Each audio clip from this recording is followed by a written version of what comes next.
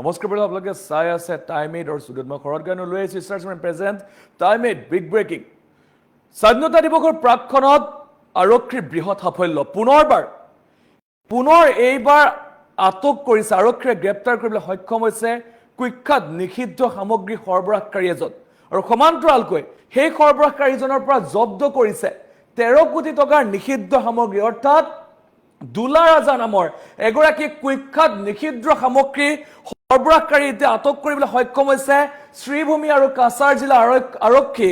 আৰু যিহেতুকে কালিৰ দিনটোত অভিযান চলাইছিলে, আজিৰ দিনটোত অভিযান চলোৱা হৈছিলে এই কুখ্যাত নিষিদ্ধ সামগ্ৰী সৰবৰাহকাৰীটোৰ বিৰুদ্ধে, আৰু তাৰ পাছত এই সৰবৰাহকাৰীটোৰ পৰা প্ৰায় 13 কোটি টকাৰ নিষিদ্ধ সামগ্ৰী জব্দ কৰিবলৈ সক্ষম হৈছে। জনাই আছো এই মুহূৰ্তৰ ডাঙৰ খবৰ, stars present time eight big breaking. স্বাধীনতা দিৱসৰ প্ৰাকক্ষণত আৰক্ষীৰ বৃহৎ সাফল্য।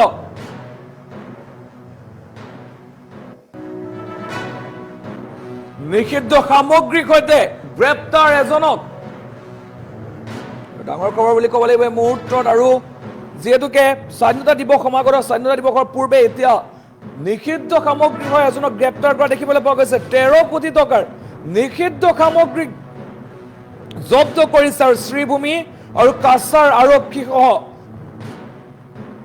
38 অসম ৰাইফলছৰ যৌথ অভিযানত উদ্ধাৰ কৰা হৈছে নিষিদ্ধ সামগ্ৰী। শ্ৰীভূমি জিলাৰ SSP লীনা দলেৰ নেতৃত্বত চলিছিলে বৃহৎ অভিযান, আৰু এই ঘটনাৰ সন্দৰ্ভত বৰ্তমান তদন্ত আৰম্ভ কৰিছে। SSP লীনা দলেৰ নেতৃত্বত চলিছিলে বৃহৎ অভিযান, আৰু এই বৃহৎ অভিযানৰ পাছতে গ্ৰেপ্তাৰ কৰিবলৈ সক্ষম হৈছে এগৰাকী কুখ্যাত নিষিদ্ধ সামগ্ৰী সৰবৰাহকাৰী। আৰু নিষিদ্ধ সামগ্ৰী সৰবৰাহকাৰীজনক গ্ৰেপ্তাৰ কৰা হৈছে, আৰু তেখেতৰ নাম আমি জনাবলৈ চেষ্টা কৰিছোঁ দুলা ৰাজা।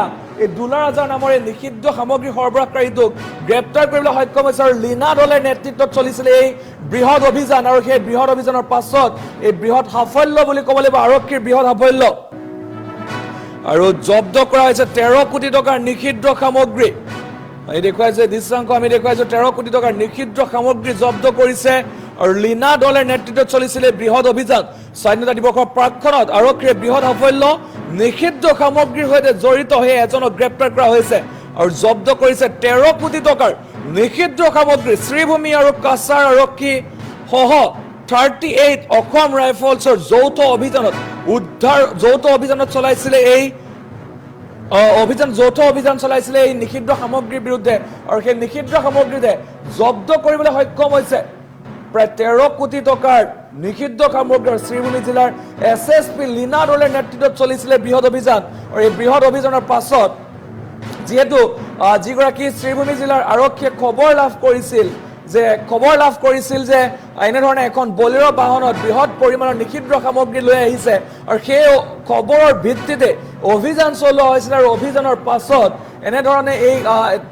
পাছত এই কুখ্যাত নিষিদ্ধ সামগ্ৰী সৰবৰাহকাৰীটোক গ্ৰেপ্তাৰ কৰিবলৈ সক্ষম হৈছে। আমি জনাইছো এই মুহূৰ্তৰ এক ডাঙৰ খবৰ আমি জনাবলৈ চেষ্টা কৰিছো। যিহেতুকে বৰ্তমান নিষিদ্ধ সামগ্ৰীৰ বিৰুদ্ধে অভিযান চলাই থকা দেখিবলৈ পোৱা গৈছে, আৰু সেই নিষিদ্ধ সামগ্ৰীৰ বিৰুদ্ধে অভিযান চলাই থকাৰ মাজতে পুনৰবাৰ নিষিদ্ধ সামগ্ৰী সহ গ্ৰেপ্তাৰ কৰিবলৈ সক্ষম হৈছে কুখ্যাত নিষিদ্ধ সামগ্ৰী সৰবৰাহকাৰী এজন। আমি জনাবলৈ চেষ্টা কৰিছো এই মুহূৰ্তৰ এই খবৰ আমি জনাবলৈ চেষ্টা কৰিছো। নিষিদ্ধ সামগ্ৰী সহ গ্ৰেপ্তাৰ হৈছে এজন, জব্দ কৰা হৈছে প্ৰায় 13 কোটি টকাৰ নিষিদ্ধ সামগ্ৰী। আৰু লীনা দলেৰ নেতৃত্বত চলিছিলে বৃহৎ অভিযান, আৰু আৰক্ষীয়ে বৃহৎ সাফল্য বুলি ক'ব লাগিব।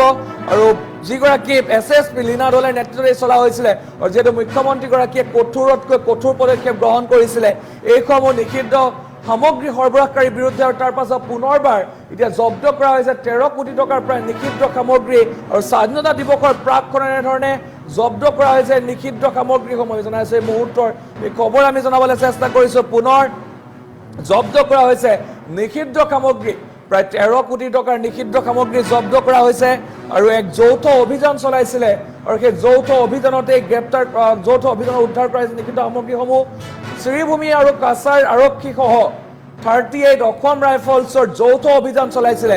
এক গোপন খবৰৰ ভিত্তিত এই অভিযান চলাইছিলে, যিহেতু খবৰ লাভ কৰিছিলে এখন বলেৰো বাহনত এনেধৰণে লৈ অহা হৈছে বুলি খবৰ লাভ কৰিছিলে। খবৰৰ পাছতে এতিয়া খবৰৰ পাছত এনেধৰণে অভিযান চলোৱা হৈছিলে। খবৰৰ পাছত অভিযান চলোৱাৰ পাছত এই যে নিষিদ্ধ সামগ্ৰীসহ এই কুখ্যাত নিষিদ্ধ সামগ্ৰী সৰবৰাহকাৰীটো গ্ৰেপ্তাৰ কৰিবলৈ সক্ষম হৈছে আৰু এছএছপি লীনা দলে এক বৃহৎ সাফল্য বুলি ক'ব লাগিব আৰক্ষীৰ এক বৃহৎ সাফল্য এজনে আছে মুহূৰ্তৰ ভয়ংকৰ ডাঙৰ খবৰ জনাবলৈ চেষ্টা কৰিছোঁ স্বাধীনতা দিৱসৰ প্ৰাকক্ষণত এনেধৰণে নিষিদ্ধ সামগ্ৰীসহ এজনক আটক কৰিবলৈ গ্ৰেপ্তাৰ কৰিবলৈ সক্ষম হৈছে কুখ্যাত নিষিদ্ধ সামগ্ৰী সৰবৰাহকাৰীক গ্ৰেপ্তাৰ কৰিবলৈ সক্ষম হৈছে এছএছপি লীনা দলেৰ কিছু মন্তব্য আছে আমি শুনাই ল'ব বিচাৰিছোঁ আজি এটা যুটীয়াভাৱে অপাৰেশ্যন এটা হৈছিলে এগেইনষ্ট ড্ৰাগছ তাতে আসাম ৰাইফলছ কাছাৰ পুলিচ আৰু শ্ৰীভূমি পুলিচ মিলি আমি এটা ড্ৰাগছ অপাৰেশ্যন এটা কৰা হয় য'ত 8.224 কিলো মৰফিন চিজ কৰা হয় এখন ইনফৰমেশ্যন পোৱা মতে এখন বলেৰো গাড়ী আহি আছিলে বলেৰো গাড়ীটো আমি ইণ্টাৰচেপ্ট কৰাৰ পিছত বলেৰো গাড়ীখনৰ চাৰ্চ কৰোঁতে এইটো ফুৱেল টেংক যোনটো আছে ফুৱেল টেংকত হিডেন চেম্বাৰ বনোৱা আছিলে হিডেন চেম্বাৰৰ ভিতৰত ড্ৰাগছখিনি ৰখা গৈছিলে আমি আমাৰ ড্ৰাগ ডিটেকশ্যন কিট দি যেতিয়া টেষ্ট কৰা যায় সেইটো মৰফিন বুলি ওলাইছে এইটো মাৰ্কেটত ব্লেক মাৰ্কেটত ইয়াৰ মানে কষ্ট প্ৰায় 13 কোটি টকা হ'ব আৰু এজন আসামী ধৰা হৈছে ডলা ৰাজা বুলি তেওঁ 5 গ্ৰামৰ হয় আৰু এই কেছটোত গোটেইখিনি ফৰৱাৰ্ড আৰু বেকৱাৰ্ড লিংক আমি ওলাবলৈ আমি চেষ্টা কৰিম আজি এটা যুটীয়াভাৱে অপাৰেশ্যন এটা হৈছিলে এগেইনষ্ট ড্ৰাগছ তাতে আসাম ৰাইফলছ কাছাৰ পুলিচ আৰু শ্ৰীভূমি পুলিচ মিলি আমি এটা ড্ৰাগছ অপাৰেশ্যন এটা কৰা হয় য'ত 8.224 কিলো মৰফিন চিজ কৰা হয় এখন ইনফৰমেশ্যন পোৱা মতে এখন বলেৰো গাড়ী আহি আছিলে বলেৰো গাড়ীটো আমি ইণ্টাৰচেপ্ট কৰাৰ পিছত বলেৰো গাড়ীখনৰ চাৰ্চ কৰোঁতে এইটো ফুৱেল টেংক যোনটো আছে ফুৱেল টেংকত হিডেন চেম্বাৰ বনোৱা আছিলে হিডেন চেম্বাৰৰ ভিতৰত ড্ৰাগছখিনি ৰখা গৈছিলে আমি আমাৰ ড্ৰাগ ডিটেকশ্যন কিট দি যেতিয়া টেষ্ট কৰা যায় সেইটো মৰফিন বুলি ওলাইছে এইটো